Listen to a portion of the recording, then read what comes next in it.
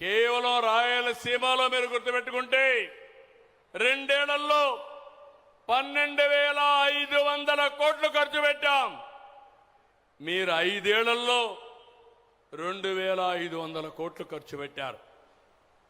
మీరు మమ్మల్ని విమర్శిస్తారు. రాయలసీమ బిడ్డని, రాయలసీమకు అండగా ఉంటా, రాయలసీమని రతనాల సీమగా తయారు చేసే వరకు మీకు తోడుగా ఉంటా. ఎన్జీటీలో మీ ప్రభుత్వంలో స్టే వస్తే స్టే వెకేట్ చేయించలేని వాళ్ళు రాయలసీమ లిఫ్ట్ ఇరిగేషన్ గురించి మాట్లాడతారు. మళ్ళీ కన్నార్పకుండా అబద్ధాలు చెప్తానే ఉంటారు.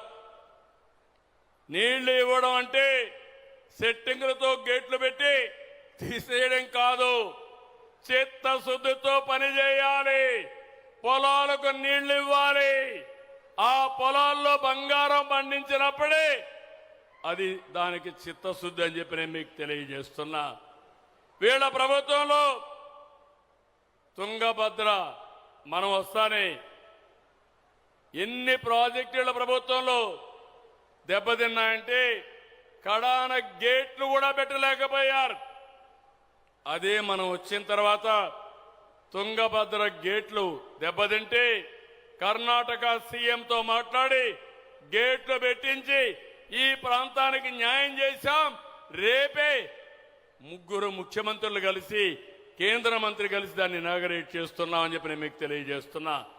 నేను ఒకటే మీ అందరికీ విజ్ఞప్తి చేస్తున్నా, ఇది పవిత్రమైన స్థలం స్వర్ణగిరి.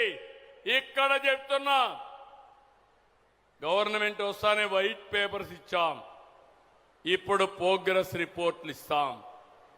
పారదర్శకంగా ఉంటాం, అందరికీ నమ్మకం కల్పిస్తాం. ఈ జొన్నగిరి గోల్డ్ ఫీల్డ్ నుంచి చెప్తున్నా, ఇక అంతా స్వర్ణయుగమే. అంతా కలిసి స్వర్ణాంధ్ర 2047 నిజం చేసుకుందాం. ఇది అసాధ్యమేం కాదు, ఇది సాధ్యం. ఇది నా ఒక్కడి వల్ల అయ్యే పని కాదు. నాకు 5 కోట్ల మంది మీరు అండగా నిలబడితే తప్పకుండా దేశంలోనే నెంబర్ 1 రాష్ట్రంగా తయారు చేసి 48 సంవత్సరాలుగా మీరు చూపిస్తున్న అభిమానానికి నేను మీ రుణం తీర్చుకుంటానని చెప్పి కూడా నేను మీకు తెలియజేస్తున్నా. ప్రతి నిమిషం ముఖ్యం, ప్రతిరోజు ముఖ్యం.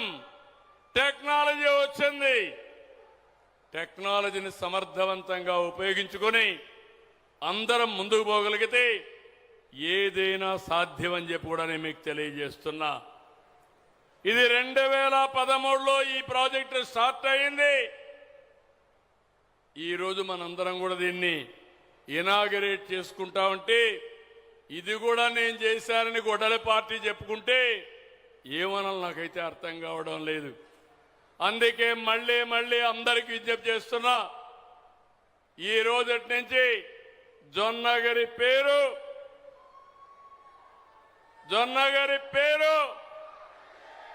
గట్టి చెప్పండి. జొన్నగిరి పేరు జై స్వర్ణగిరి, జై స్వర్ణగిరి, జై స్వర్ణగిరి, జై భారత్, జై తెలుగు తల్లి, జై హింద్. గౌరవ ముఖ్యమంత్రి వర్యులు ఆంధ్రప్రదేశ్ రాష్ట్రాన్ని స్వర్ణాంధ్రగా తీర్చిదిద్దామని ఈ రోజు నుంచి జొన్నగిరి స్వర్ణగిరిగా పిలువబడుతుందని చాలా చక్కని ఆత్మీయ సందేశాన్ని అందించారు.